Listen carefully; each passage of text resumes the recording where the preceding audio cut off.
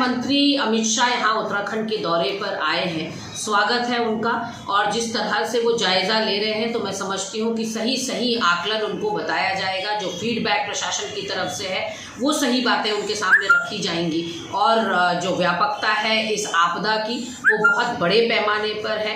50 या 58 मौतें बताई जा रही हैं, लेकिन हमारी सूत्रों के हिसाब से मौतों की संख्या और ज़्यादा है।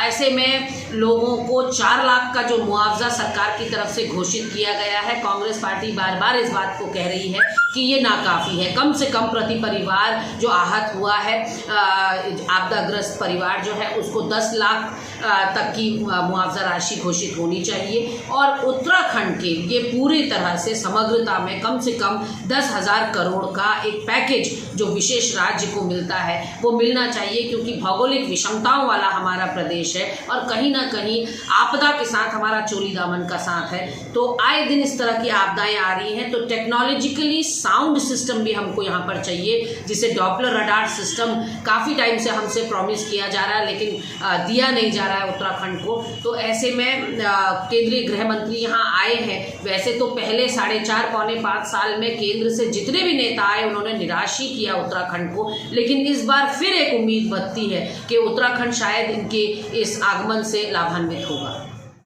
आपदा आई है, अलर्ट था, पहले से जारी था। करीब 3 दिन पहले ये अलर्ट आ गया था भारत सरकार की तरफ से। मुख्यमंत्री ने निर्देश भी दिए थे कि आप सतर्क रहिए, रेड अलर्ट है। उसके बाद जो ये नुकसान हुआ है ये किस रूप में देखें? पूरी तरह से प्रशासनिक फेलियर है, एडमिनिस्ट्रेटिव फेलियर है। और आपने जब रेड अलर्ट जारी किया, हमने पहले भी इस बात को कहा कि इस आपदा के समय पर विपक्ष सरकार के साथ कंधे से कंधा मिलाकर खड़ा है। हम कांग्रेस के कार्यकर्ता हों, नेतागण हों, सबके सब आपदाग्रस्त इलाके में या प्रभावित क्षेत्रों के दौरे कर रहे हैं। वहाँ पर जितना भी राहत और बचाव कार्य कर सकते हैं अपनी तरफ से पूरी कोशिश की जा रही है, लेकिन सत्य नहीं छुपा सकते आप। सत्य ये है कि रिहायशी इलाकों को इवैक्यूएशन होना चाहिए था। जो भी वहाँ पर लोग बसे थे, जो डेंजर जोन है, नदी के किनारे बसे हुए लोगों को वहाँ से हटाया जाना चाहिए था। आपने स्कूल कॉलेजेस बंद करने का यहाँ घोषणा करी, आपने रेड अलर्ट प्रदेश के अंदर जारी किया,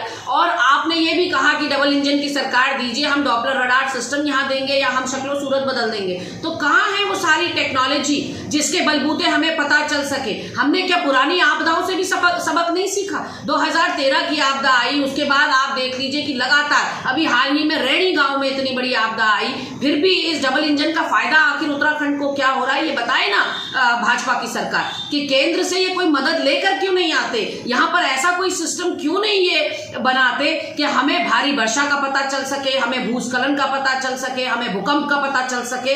ये सारी चीजें आज अवेलेबल हैं, लेकिन उसके बावजूद भी यहाँ की जनता ने जो 57 का मैंडेट इनको दिया, यहाँ की जनता लाभान्वित नहीं हो रही है। तो क्या फायदा है ऐसी सरकार? देवस्थानम बोर्ड को लेकर विश्व हिंदू परिषद के अध्यक्ष और अब सुब्रमण्यम स्वामी भी कह रहे हैं कि दिसंबर में मैं पैरवी देखिए, यही तो विडंबना है कि लगातार यहाँ प्रदेश भाजपा के लोग ये बात कह रहे हैं कि पुष्कर सिंह धामी के आने के बाद बहुत फर्क पड़ा है, हम 60 पार करेंगे इस बार। लेकिन बात जस की तस है, जहाँ हम पुष्कर सिंह धामी के पहले खड़े थे आज भी वहीं खड़े हैं, क्योंकि वो निर्णय लेने की क्षमता ही नहीं रखते। अब देवस्थानम बोर्ड को ही आप ले लीजिए कि ना सिर्फ विपक्ष, ना सिर्फ पंडा पुरोहित, तीर्थ पुरोहित समाज, और ना सिर्फ इनके अपने घटक दल, अपने नेता, सबके सब देवस्थानम बोर्ड के विरोध में हैं, लेकिन फिर भी कोई ठोस निर्णय धामी सरकार के द्वारा नहीं लिया जा रहा है। और जो पूर्ववर्ती मुख्यमंत्रियों के द्वारा जो फैसले लिए गए, उनमें से एक फैसला बदलने की ताकत धामी जी नहीं रख पा रहे। तो ऐसा लग रहा है कि ये केंद्र के द्वारा बैठाई गई कठपुतली यहाँ पर है, क्योंकि आप केवल देवस्थानम बोर्ड क्यों ले रहे हैं? अगर हम पुलिस ग्रेड पे का मामला कहें वो लटका हुआ है, भू कानून का मामला कहें तो उस पर कोई निर्णय सरकार के द्वारा नहीं हुआ, जिला विकास प्राधिकरण के ऊपर कोई निर्णय नहीं हुआ। लगातार इस तरह के शिगुफे दिए जा रहे हैं। बेरोजगारी का कितना निराकरण हो गया ये बताइए ना? महंगाई, भ्रष्टाचार, बेरोजगारी आज लोगों को साल रही है, इसका कोई निर्णय नहीं हुआ। तो निश्चित तौर पर जिस तरह से विश्व हिंदू परिषद ने बात उठाई है, ये मांग तो लगातार समाज के हर तबके से उठ रही है, लेकिन भाजपा अपने हनक में, अपने अहंकार में इतनी मदमस्त है कि लोगों की आवाज शायद उनके कानों तक पहुंच ही नहीं पा रही है।